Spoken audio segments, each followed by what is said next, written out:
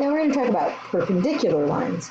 So perpendicular lines, they intersect, but they're not just any intersecting lines. You could have two lines that intersect like that, and those aren't perpendicular. But if you have a line going this way, and then you have a line, I'll try to draw it good, a line going this way, and they make right angles here, those are perpendicular lines. So think of like two streets that intersect. A lot of times they intersect at right angles, and those roads would be perpendicular to each other. So this is an example then here. These are perpendicular lines. Perpendicular.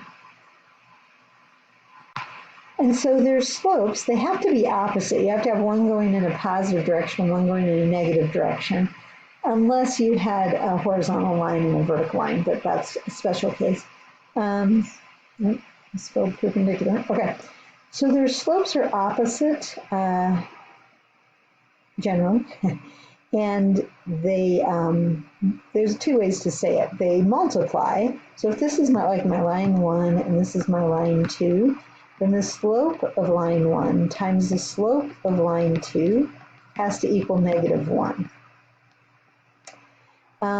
Another way you could say it is M2 is equal to the opposite of the reciprocal of M1. So we say their slopes are opposite reciprocals. And that's for perpendicular lines. So if you have a slope of -2/5, then the line perpendicular has a slope of, then the slope perpendicular has a slope of 5/2, okay? So those would be, that's an example of two perpendicular lines that they're slopes, okay? So if you have a slope of 2, then the perpendicular line has a slope of -1/2, okay? So you have to do two things. You have to make it, they have to be opposite signs on the slope, and they have to be reciprocals of each other. And if you multiply those two slopes, -2/5 times 5/2, you get -1. If you multiply 2 times -1/2, you get -1. So these things are true. A lot of times I just think of it as opposite reciprocals, though. Think of it in words. All right, let's look at example 12. Use slopes to determine if the lines are perpendicular. Okay, so the first one, we know the slope. So if this is line 1, then the slope for the first line is -3, right? Okay, now what we have to do is find the slope on the second line. So we're going to have to move x to the other side. -3y. It's not in slope-intercept form, so they make us do a little bit of work. Divide everything by -3. I don't know if we've done one like this where we divided by a negative number. Now, we don't even really care what the y-intercept is because we're determining if they're perpendicular. So they're not going to be the same line and possibly perpendicular to each other, so that won't work. Okay, so the slope here is 1/3. So if I take -3 times 1/3, do I get -1? Are they opposites? Yeah, I got one negative and one positive. And are they reciprocals?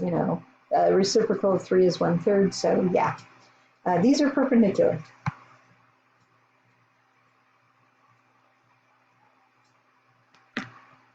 Perpendicular lines means they intersect at right angles. All right, now we'll go to the other one, part B. We don't have either one of them in the slope-intercept form. Okay, so we'll have to do that. So divide, or get the 5x term over there. 4y equals -5x plus 1. Divide everything by 4. So you get y equals -5/4 x plus 1/4. Okay, and now it's in slope-intercept form, so I know the slope. The slope is -5/4. Now let's do the other one. So put the x term on the other side. 5y equals -4x plus 3. Divide everything by 5. Hopefully this is getting easier to do. If not, slow the video down and think about it. Okay, so the slope on my second line, or my second equation, second line, m equals -4/5. Well, they're reciprocals, but they're not opposite. So no, these are not perpendicular.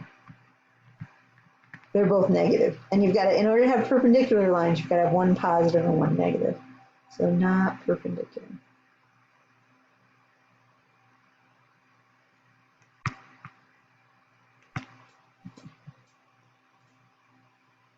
And again, we have special cases with horizontal and vertical lines.